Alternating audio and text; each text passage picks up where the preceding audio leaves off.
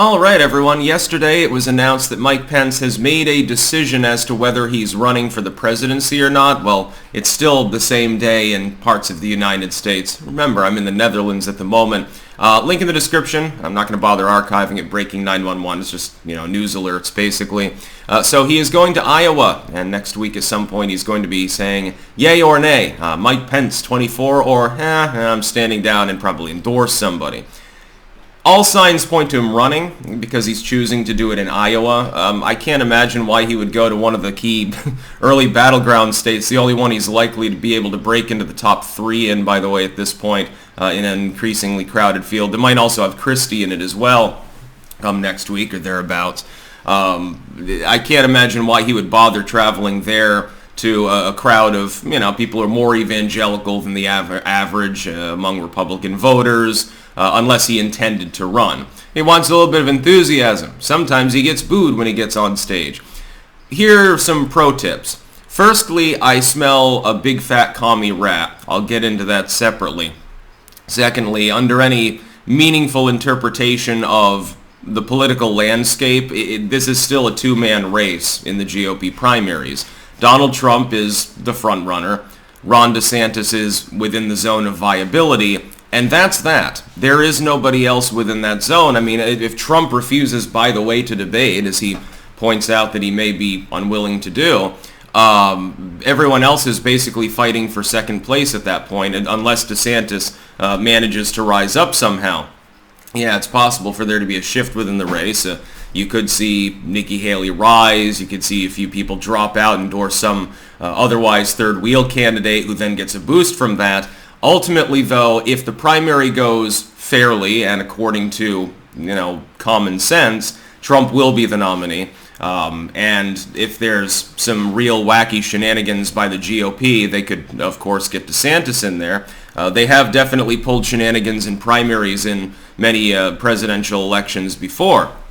We've seen it. The parties have latitude over what happens largely within those primaries. You think of the Republican National Convention where Ron Paul had a bunch of delegates that were supposed to show up to speak for him. You had that was 2012. You had a very scripted speech by the people that were running the show that simply announced that, the A's have it, Mitt Romney 2012.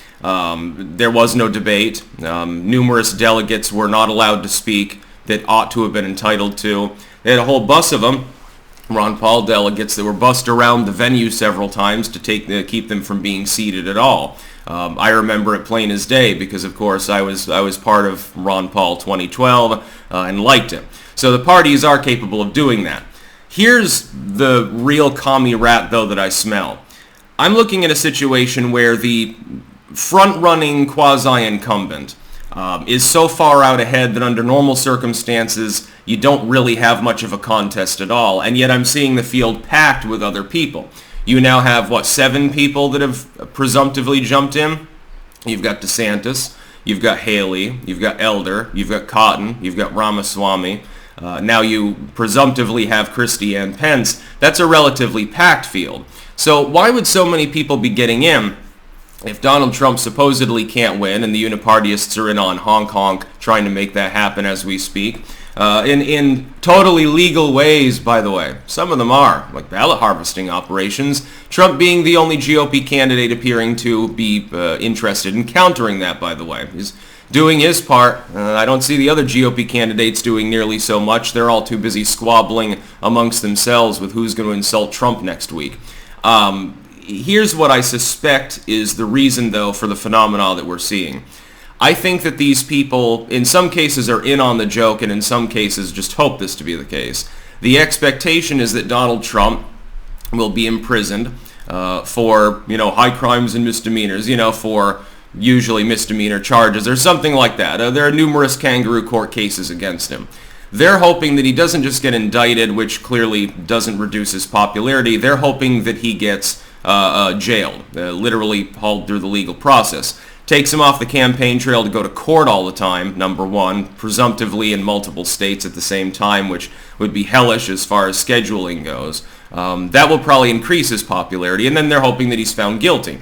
Now, beyond the logistic issue of actually being physically capable of jailing the front-running presidential contender, who's also a former president who has to be surrounded by Secret Service. What I suspect is that then the Republican uniparty finally has its MO available. Right now, they'd love to throw Trump under the bus. They'd love to shoo him out of the way. Some of them because they think he can't win, and some of them because they don't think he deserves to win, and some of them genuinely because he breaks the toys and they're unipartyist globalist stooges and they're working for that unipartyist core. They don't have right now the ability to throw Trump under the bus. The TDS sufferers like Romney, etc., can call him a scumbag. That's fine. The rest of them that are more secretly part of that uniparty need a reason. Otherwise, they'll get crucified by their own voters, and they know it. So the uniparty is going to sit back very patiently, and this is what I unfortunately fear might be the case, this being their plan.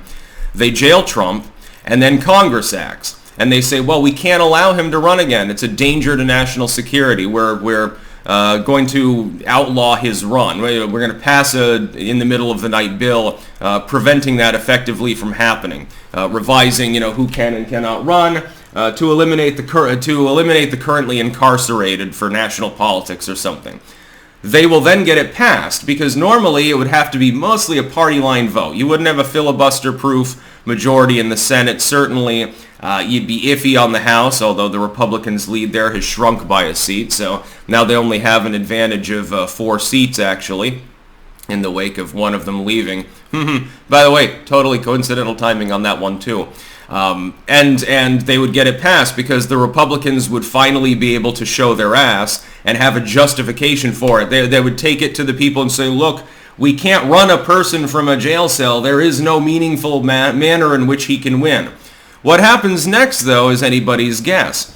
Now, they don't care whether Biden or their controlled opposition nominee wins anyway, so when the Republican voters react by refusing to vote for the party and Biden wins every single state, the uniparty still wins, including the Republican unipartyists. They figure, it doesn't really matter. At the end of the day, most of the people in Congress are uniparty. The president, so-called, is uniparty. VP's uniparty. The cabinet's uniparty. The people they'll stack the courts with will be uniparty. We win. Globalism wins. All because they fucking hate populism and the American people so much. This is a plausible scenario as to how it plays out, by the way. We'll see what happens. Again, the Republican Party will vote in favor of its own effective suicide before the uniparty side of the GOP will back a non-unipartyist candidate like Donald Trump. This is why they sabotage. I mean, look at 2022.